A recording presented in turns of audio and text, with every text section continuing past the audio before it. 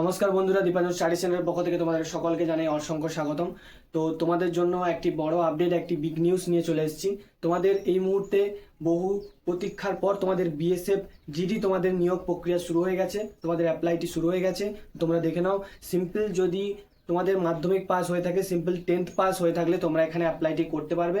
তো তোমরা দেখে নাও এখানে সিলেকশন প্রসেস কি আছে, এখানে এজ কত চেয়েছে, এখানে স্যালারি কত আছে, তো সমস্ত কিছু তোমরা এই ভিডিওর মাধ্যমে দেখে নাও। তো ভিডিওটা স্কিপ না করে দেখতে থাকো এখানে কি চেয়েছে। তো তোমাদের বিএসএফ কনস্টেবল জিডি রিক্রুটমেন্ট 2025 তোমাদের বিএসএফ জিডি কনস্টেবল পদে রিক্রুটমেন্টটি করানো হচ্ছে। তো এখানে অ্যাপ্লাইটি স্টার্ট, অ্যাপ্লাই ডেট, অ্যাপ্লাই কবে থেকে শুরু হচ্ছে সেটা দেখে নাও। তোমাদের অ্যাপ্লাই স্টার্ট হচ্ছে 25/7/2025 থেকে, মানে তোমাদের জুলাই মাসে 25 তারিখ থেকে তোমাদের অ্যাপ্লাইটি শুরু হবে। তোমাদের এখনো কিন্তু অ্যাপ্লাই শুরু হয়নি, তোমাদের ওই শর্ট নোটিশ বেরিয়েছে। তোমাদের 25/7/2025 থেকে তোমাদের অ্যাপ্লাইটি শুরু হয়ে যাবে। তোমাদের অফিসিয়াল ওয়েবসাইটে লিঙ্কটি দিয়ে দেবে। তো তোমাদের এখানে লাস্ট ডেট কত বলেছে, তোমাদের অ্যাপ্লাইয়ের লাস্ট ডেট 20/8/2025, আগস্টের 20 তারিখ পর্যন্ত তোমাদের অ্যাপ্লাইটি চলবে। তো তোমরা অবশ্যই 20 তারিখের আগে তোমরা অ্যাপ্লাইটি করে দেবে।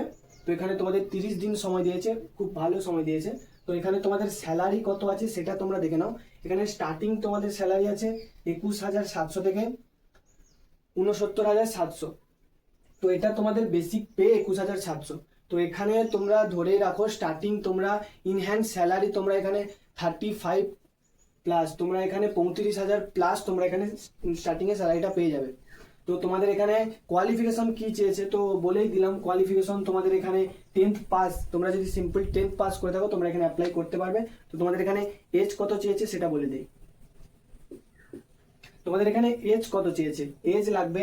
তো তোমরা যদি 18 প্লাস হয়ে থাকো, তোমাদের যদি 18 থেকে 23 বছর বয়সের মধ্যে তোমার যদি বয়স হয়ে থাকে তাহলে তুমি এখানে অ্যাপ্লাই করতে পারবে। এবং ওবিসিদের আর এসসি এসটিদের তো বয়সে রিল্যাক্সেশন আছেই। এখানে ওবিসিদের 3 বছর এবং এসসি এসটিদের 5 বছরের ছাড় রয়েছে বয়সের। এবং এখানে তোমরা দেখে নাও অ্যাপ্লাই ফিস তোমাদের কত চেয়েছে। তো এখানে অ্যাপ্লাই ফিসটা তোমাদের দেখিয়ে দিই। এখানে অ্যাপ্লাই ফিস চেয়েছে, তুমি যদি ইউআর ওবিসি ইডব্লিউএস হয়ে থাকো তো তোমাদের জন্য 147 টাকা তোমাদের এখানে অ্যাপ্লাই ফিসটি লাগবে। আর তুমি যদি এসসি এসটি ফিমেল হয়ে থাকো তো তোমাদের জন্য কোনো রকম কোনো এক্সাম ফিস এখানে দিতে হচ্ছে না, সম্পূর্ণ বিনামূল্যে তোমরা এখানে অ্যাপ্লাইটি করতে পারবে। তো তোমাদের এখানে সর্বশেষ তোমাদের এখানে সিলেকশন প্রসেসটা তোমাদের কি আছে সেটা দেখিয়ে দিই। তোমাদের কি প্রক্রিয়ার মাধ্যমে তোমাদের এখানে সিলেকশনটি করানো হবে, তো তোমাদের সেটা তোমরা দেখে নাও ভালো করে। তো তোমাদের এখানে সবার প্রথম তোমাদের করা হবে শর্ট লিস্ট। তো তোমাদের একটা বলে দিই, তোমাদের এখানে কোনো রকম কোনো এক্সাম হবে না, তোমাদের এখানে কোনো এক্সাম হবে না, কেবলমাত্র তোমাদের কোনো দৌড় হবে না, কেবলমাত্র তোমাদের এখানে পিএসটি হবে, ফিজিক্যাল টেস্ট হবে, তোমাদের কিছু হাইট চেস্ট দেখা হবে। তো এইসবের মাধ্যমে তোমাদের এখানে সিলেকশনটি করানো হবে। তো তোমাদের এখানে শর্ট লিস্ট যে করা হবে, তোমার যদি স্পোর্টস সার্টিফিকেট থাকে, তো তোমার যদি স্পোর্টস সার্টিফিকেট থাকে তাহলে কিন্তু তুমি এখানে অ্যাপ্লাইয়ের যোগ্য হবে। তোমার 10th পাসের সঙ্গে সঙ্গে তোমার কিন্তু স্পোর্টস সার্টিফিকেট থাকতে হবে। স্পোর্টস সার্টিফিকেট ছাড়া তুমি এখানে অ্যাপ্লাই করতে পারবে না। 10th পাসের সঙ্গে তোমাদের স্পোর্টস সার্টিফিকেট কিন্তু লাগবেই, তবেই তোমাদের স্পোর্টস সার্টিফিকেট থেকে তোমাদের ওটার থেকে তোমাদের এখানে শর্ট লিস্ট করানো হবে। তারপরে তোমাদের হবে পিএসটি, তারপরে তোমাদের ডকুমেন্ট ভেরিফিকেশন, তারপরে মেডিকেল, তারপরে তোমাদের জয়েনিং। তো তোমাদের এটা হচ্ছে বিএসএফ তোমাদের কনস্টেবল জিডি, এটা মূলত স্পোর্টস কোটার একটি ভ্যাকেন্সি তোমাদের বেরিয়েছে। তো তোমাদেরকে একটা কথা বলে দিই, তোমাদের এই যে স্পোর্টস কোটার যে ভ্যাকেন্সিগুলো তোমাদের বিভিন্ন রিক্রুটমেন্ট করানো হচ্ছে এই স্পোর্টস কোটার মধ্যে দিয়ে। তো তোমরা যদি এই স্পোর্টস সার্টিফিকেট যদি তোমাদের থাকে তাহলে তোমরা কিন্তু কোনো রকম কোনো এক্সাম না দিয়ে তোমরা কিন্তু চাকরি পেয়ে যেতে পারবে। এটা শুধু বিএসএফ কনস্টেবলের জন্য নয়, তোমাদের ট্রেডসম্যান জিডি তারও স্পোর্টস কোটা বের হয়, সিআরপিএফ আরপিএফ প্রত্যেকেরই তোমাদের এখন স্পোর্টস কোটা করে দিয়েছে। তো তোমাদের যদি স্পোর্টস সার্টিফিকেট থাকে তাহলে তোমরা যে কোনো তোমরা রিক্রুটমেন্টের ক্ষেত্রে তোমরা বিনা এক্সাম দিয়ে তোমরা সিলেকশনটি পেয়ে যেতে পারবে। তো তোমরা যদি পড়াশোনায় যদি তোমরা একটু দুর্বল হয়ে থাকো বা পড়াশোনার প্রতি তোমাদের যদি একটু দুর্বলতা আছে, তো তোমাদেরকে আমি বলতে পারি তোমরা স্পোর্টস কোটার তোমরা সার্টিফিকেটটি তোমরা বার করে নাও। তোমরা স্পোর্টসের দিকে তোমরা একটু বেশি করে ফোকাস করো, যাতে তোমরা বিনা এক্সামে তোমরা সিলেকশন পেতে পারো।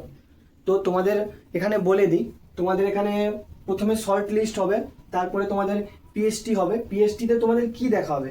পিএসটিতে তোমাদের দেখা হবে এখানে হাইট আর চেস্ট। তো তোমার হাইট, তুমি যদি পুরুষ হয়ে থাকো তোমার হাইট এখানে 170 সেন্টিমিটার লাগবে, এবং তুমি যদি ফিমেল মহিলা হয়ে থাকো তোমার এখানে 197 সেন্টিমিটার হাইট লাগবে। তো এখানে তোমাদের চেস্ট কত লাগবে দেখে নাও। তোমরা যদি মেল হয়ে থাকো তাহলে তোমাদের, পুরুষ হয়ে থাকলে তোমাদের 80 থেকে 50 সেন্টিমিটার তোমাদের চেস্ট লাগবে।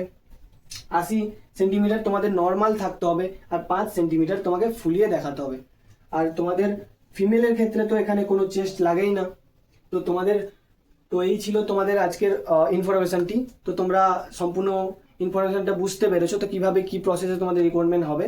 তো তোমাদেরকে একটাই কথা বলবো, তো তোমাদের যাদের যাদের স্পোর্টস সার্টিফিকেট আছে তাদের বলবো তোমরা এটা অ্যাপ্লাই করে দাও, এবং এরকম ধরনের যত তোমাদের স্পোর্টস কোটা বেরোয় প্রত্যেকেই তোমরা অ্যাপ্লাই করবে। কারণ তোমাদের জন্য অনেক ভালো সুযোগ, কারণ তোমাদের স্পোর্টস কোটায় অনেক অনেক ভ্যাকেন্সি তোমাদের এখানে রাখে। তো তোমাদের বলবো যাদের স্পোর্টস সার্টিফিকেট নেই তাদের উদ্দেশ্যে আমি একটাই কথা বলবো, তোমাদের এখনো কিন্তু সময় আছে, তোমাদের এখনো সময় আছে। তোমরা মনে করছো যে পড়াশোনায় এত বেশি ফোকাস দিতে পারবো না, এত খাটতে পারবো না, তো তোমাদের জন্য একটাই কথা বলবো, এখনো কিন্তু সময় আছে। কারণ এটা প্রত্যেক বছর বার হবে, প্রত্যেক বছর প্রত্যেকটা তোমাদের রিক্রুটমেন্টে, প্রত্যেকটা ডিপার্টমেন্টে তোমাদের স্পোর্টস কোটার জন্য আলাদা আলাদা করে তোমাদের ভ্যাকেন্সি খালি থাকে। তাই, এবং ভালো মানের ভ্যাকেন্সি খালি থাকে, তাই তোমরা স্পোর্টসের দিকে একটু বেশি ফোকাস করো, খেলাধুলার দিকে একটু বেশি ফোকাস করো, সার্টিফিকেট বার করো, তারপরে তোমরা জয়েনিং নিয়ে যাও। তো এই ছিল আজকে ইনফরমেশনটা। ভালো লাগলে অবশ্যই লাইক সাবস্ক্রাইব করবে এবং চ্যানেলের পাশে থাকবে এরকম ইনফরমেশান পেতে হলে। তো আজকে ভিডিওটা এই পর্যন্ত, দেখা হচ্ছে নেক্সট ভিডিওতে।